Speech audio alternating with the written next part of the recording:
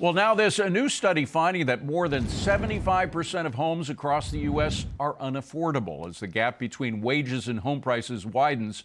Real estate agent Heather Harrison joins me now. Is that what you're seeing?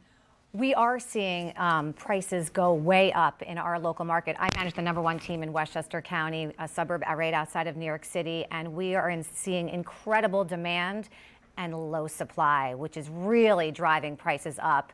In a recent listing that I had this past week, we had over 90 showings in a $2 million listing, 13 offers, and it went over $700,000 above the asking price. So affordability is a big problem. That's extraordinary. All right, one thing you're not seeing as much of, we were talking in the break, is that 53% of homes nationwide lost their value in 2025. So that ain't happening in Westchester. Definitely not in Westchester. By the way, is any of that a result of the elections in Manhattan, people wanting to move out of Manhattan into the suburbs? There is a little bit of an Mandani effect, as it's called.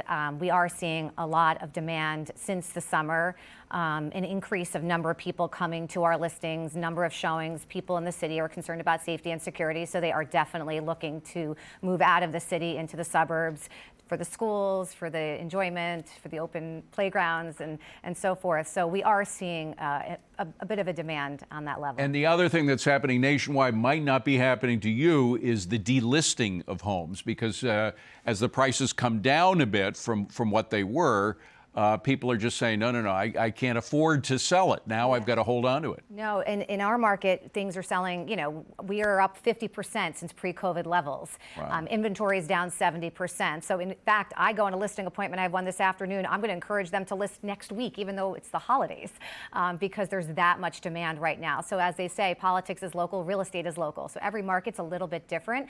In terms of delisting a property, one of the great things about Compass is that we have a 3-phase marketing strategy. And we really believe in our private exclusives, which gives sellers an opportunity to test the waters, so to speak, and make sure that their pricing strategy is correct before they go publicly live and then have to go through the process of putting their house on the market, putting their house off the market, accruing days on the market. How much have you seen? I mean, the demand, so obviously the demand is there here, the demand for new housing or at least buying old housing, but have you seen much new building going on in this area, and why not? No, there is no new building going on in Westchester County.